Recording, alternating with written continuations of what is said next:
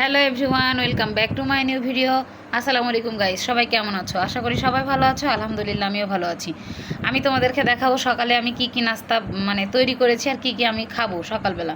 তো তার আগে ভিডিওটা না টেনে ফুল ভিডিওটা সবাই দেখবা এবং আমার ইউটিউব চ্যানেলটা সাবস্ক্রাইব করে দিবা।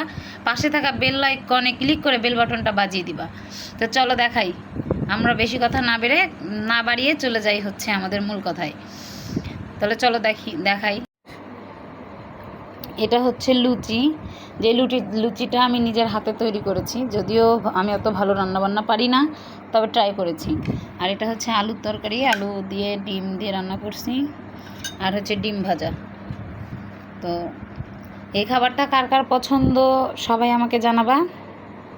এই খাবারটা কার কার পছন্দ? আমার অনেক ভালো লাগে, আমার ফ্যামিলির মানুষ অনেক পছন্দ করে, এই জন্য আমার বড় আপু সবসময় শুধু এটাই তৈরি করতে চেষ্টা করে।